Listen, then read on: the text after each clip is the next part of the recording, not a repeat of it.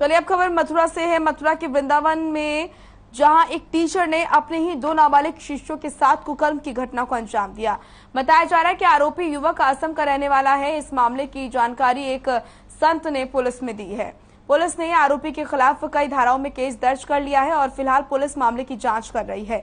बताया जा रहा है कि आरोपी एक मकान में करीब 12 बच्चों को वैदिक की शिक्षा पढ़ाता था।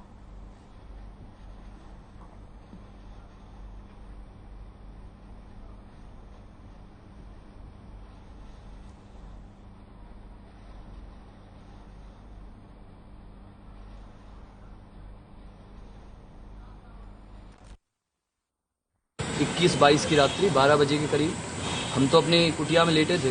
हमारे 2 शिष्य परिक्रमा कर रहे थे, तो वो 12:45 के करीब कैला देवी के बगल से ऋषि सत्संग भवन पे 2 बच्चे रोते हुए उनको मिले। तो वो दोनों बच्चों को लेके हमारे पास आए।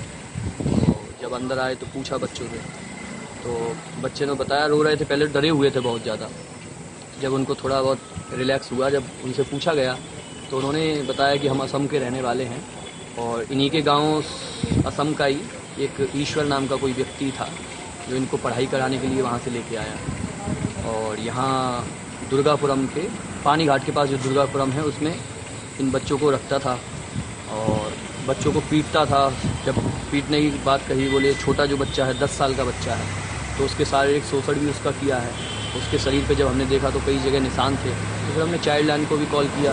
उसके बाद हमने फिर 112 पे कॉल किया और फिर थाने में जब उस व्यक्ति को भी लाए, थाने में आए। और फिर थाने से अब यही है, जैसा कहते हैं बच्चों, मैं तो यही चाहता हूं कि बच्चों के साथ जो दुर्व्यवहार किया गया है उसके लिए उसकी कड़ी। मोहम्मद फारूक हमारे सहयोगी जुड़ चुके हैं ज्यादा जानकारी के साथ। मोहम्मद, ये पूरा मामला आकर बताया क्या जा रहा है? ये जो टीचर है इस पर अभी तक क्या कुछ कार्रवाई की गई है? जी मोनिका, ये मामला जो है धर्मनगरी वृंदावन का एक कलीग द्वारा जो है 2 नाबालिग शिष्यों के साथ अप्राकृतिक कृत्य किए जाने का शर्मनाक मामला जो है सामने आया है। गुरु शिष्य के पवित्र रिश्ते को कलंकित करने के इस मामले में एक संत द्वारा आरोपी ईश्वर गौतम के खिलाफ कोतवाली में तहरीर दी गई है। पुलिस ने संगीन धाराओं में मुकदमा दर्ज कर मामले की जांच शुरू कर दी है। असल में ये मामला कोतवाली क्षेत्र के अंतर्गत पानी घाट दुर्गापुरम कॉलोनी का है, जहां असम का रहने वाला ईश्वर गौतम एक मकान में करीब 1 दर्जन से अधिक बच्चों को कर्मकांड और वैदिक की शिक्षा का अध्ययन करा रहा था। बच्चों को भारतीय संस्कृति और सभ्यता का पाठ पढ़ाने वाला कलयुगी गुरु ईश्वर गौतम करीब 9 माह पूर्व अपने गांव से एक 13 वर्षीय किशोर और एक 9 वर्षीय बालक को यहाँ लेकर आया था और इसी मकान में रखकर शिक्षा ग्रहण करा रहा था।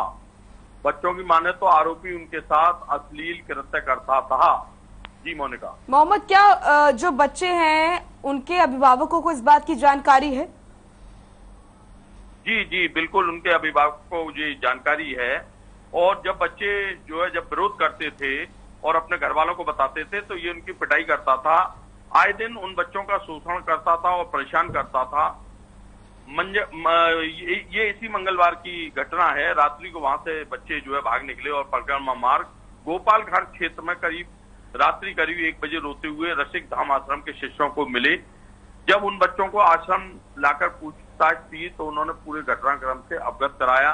इसके बाद एक संत हैं रसिक बिहारी दास बुधवार को कोतवाली पहुंचे, जहां उन्होंने आरोपी ईश्वर गौतम पर बच्चों के साथ अप्राकृतिक कृत्य किए जाने का आरोप लगाते हुए रिपोर्ट दर्ज कराई थी। मोनिका, क्या इन बच्चों के अभिभावकों ने किसी तरह की कोई कार्रवाई करने की मांग नहीं की जब उन्हें पता चला इस तरह का कुकर्म उनके बच्चों के साथ होता है?